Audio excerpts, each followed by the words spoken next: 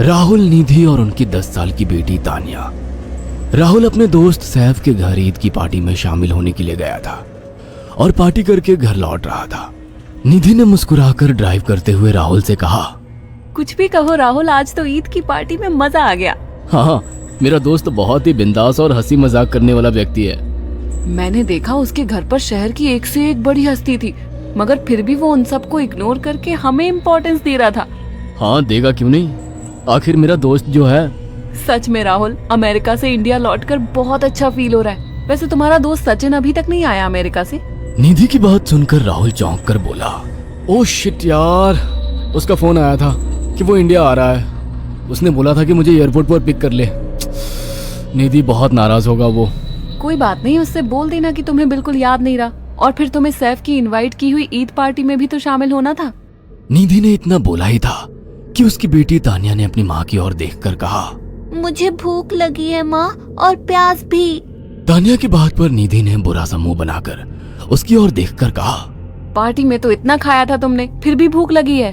निधि की बात पर तानिया ने मासूम सा चेहरा बनाकर कहा, कोई बात नहीं मम्मी, मुझे पानी ही पिला दीजिए।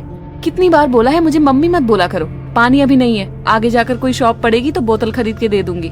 निधि की बात पर राहुल ने मुस्कुराकर कहा, छोटी बच्ची है निधि, इतना नाराज होना सही नहीं है। राहुल ने इतना कहा ही था कि अचानक एक काली परछाई राहुल की कार के सामने आकर खड़ी हो गई। राहुल के पैर अचानक ब्रेक पर पड़ गए। गाड़ी तेज रफ्तार में थी। ब्रेक अचानक लगने से पलटते पलटते बाल बाल बची थी। राहुल के चेहरे पर भयानक ठंडी में भी पसीने की बूंद टपकने लगी। वो दोनों कार से बाहर निकल आए। निधि ने डरते हुए कहा, आखिर कौन था ये? ऐसा लगा जैसे कि कोई भयानक काली परछाई मेरे कार के सामने आकर खड़ी हो गई हो। वो दोनों काली रात के सन्नाटे में इधर उधर देखने लगे। तभी निधि को एक घने पेड़ के पास दो चमकीली हुई आंखें दिखाई दी। उसकी आंखें बिल्कुल भेड़ियों की तरह लग रही थी। निधि ने चीखते हुए राहुल से कहा, राहुल देखो कौन है वो, जल्दी से गाड़ी में बैठो, मुझे बहुत डर लग रहा है। राहुल ने उस तरफ देखा तो उसके रोंगटे खड़े हो गए।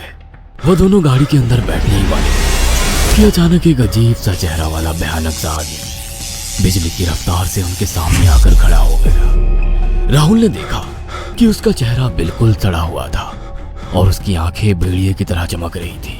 उसके लंबे लंबे बाल उसके कंधे तक आ रहे थे और उसके दांत भेड़िए की तरह बाहर की ओर निकल रहे थे। हाथों की जगह नुकीले पंजे थे। राहुल को देखकर अजीब से अंदाज में हंसने लगा, मगर जैसे ही राहुल की नजर उसके कपड़ों पर गई, राहुल की आंखें फटी की फटी रह गई। वो हकलाते हुए बोला, भाईजान, भाईजान, मुझे माफ कर दो, मुझे छोड़ दो। राहुल ने इतना कहा ही था कि अचानक उस अजीब से देखने वाले भयानक आदमी ने अपने पंजों से राहुल की गर्दन कसकर पकड़ ली और एक ही सेकंड में उखाड़ कर जमीन पर फेंक दी। राहुल के धड़ से लाल रंग का खून का फुहारा फूट पड़ा। इस भयानक मंजर को देखकर निधि के गले से एक जोरदार चीख निकल गई। निधि इससे पहले भागती कि अचानक उस भयानक दिखने वाले आदमी ने निधि को पकड़ लिया और अपने नुकीले पंजे उसके पेट में गड़ा दिए और उसकी अतड़ियां बाहर निकाल दी। निधि की एक दिल दहला देने वाली चीख सन्नाटे को चीर गई। अचानक हवा का एक बवंडर उठा और वो भयानक सा दिखने वाला व्यक्ति देखते ही देखते बवंडर के साथ गायब हो गया। तानिया ने डरते डरते निधि के मोबाइल से पुलिस और सैफ को बुला लिया और कुछ ही देर में वहां चारों ओर पुलिस की गाड़ियां थी। पुलिस ने राहुल के दोनों दोस्त सैफ और सचिन को वहीं बुला लिया। इंस्पेक्टर अर्जुन ने दोनों से कहा, मैंने ऐसी हत्याएं अपने करियर में कभी पहले नहीं देखी। ये काम तो ना किसी जानवर का लगता है, ना ही किसी इंसान का। सचिन कपकपाती हुई आवाज में बोला, आप कहना क्या चाहते हैं? कुछ कह नहीं सकता। जिस किसी ने भी इन दोनों को मारा है उससे एक बात तो साबित होती है कि वो इन दोनों से हद से ज्यादा नफरत करता था। अब सारी सच्चाई तो ये बच्ची ही बता सकती है। इतना बोलकर इंस्पेक्टर अर्जुन तानिया के पास चला गया, जो बेहद डरी हुई थी। तानिया ने आंखों देखी सारी घटना इंस्पेक्टर अर्जुन को बता दी। तानिया की बात सुनकर इंस्पेक्टर अर्जुन कंफ्यूज चेहरा लेकर मोबाइल पर किसी से बात करने लगे। सचिन इंस्पेक्टर के पास आ गया और सैफ भी डरता हुआ इंस्पेक्टर अर्जुन के पास आकर बोला, क्या हुआ इंस्पेक्टर? तानिया ने क्या बताया? उसने जो बताया वो काबिले यकीन नहीं है। उसकी बात पर किसी भी तरह से यकीन नहीं किया जा सकता। फिर भी कुछ तो बताया इंस्पेक्टर। हाँ, उस बच्ची के मुताबिक एक भूत ने निधि और राहुल को बड़ी बेदर्दी से मारा है। इंस्पेक्टर की बात सुनकर दोनों बुरी तरह से चौंक गए। क्या मतलब है इस बात का? बच्ची बेहद डरी हुई है। हम आगे की तफ्तीश जारी रखेंगे। निधि और राहुल तो चले गए, अब तानिया को मैं रख लूंगा। नहीं, राहुल मेरा अच्छा दोस्त था। तानिया अब मेरे साथ रहेगी। देखिए, बच्ची के माँ बाप अब इस दुनिया में नहीं है और आप दोनों भी शादीशुदा है। मुझे नहीं लगता कि आप दोनों बच्ची की सही से देखभाल कर सकते हैं। मेरी कोई औलाद नहीं है।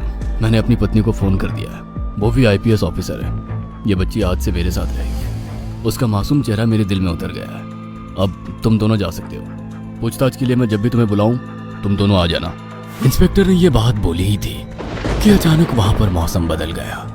चारों ओर काली घटाएं छा गई और एक भयानक बवंडर उठा और देखते ही देखते सब पुलिस वालों के सामने वो भयानक चेहरे वाला आकार सबके सामने खड़ा हो गया।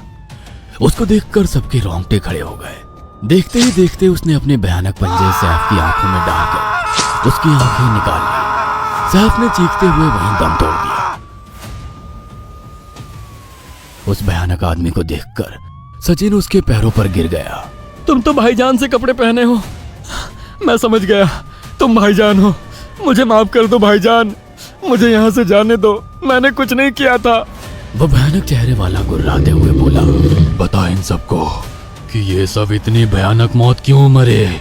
सचिन दौड़ता हुआ इंस्पेक्टर अर्जुन के पास गया और बोला, मैं जानता हूँ इसने इन तीनों को क्यों मारा।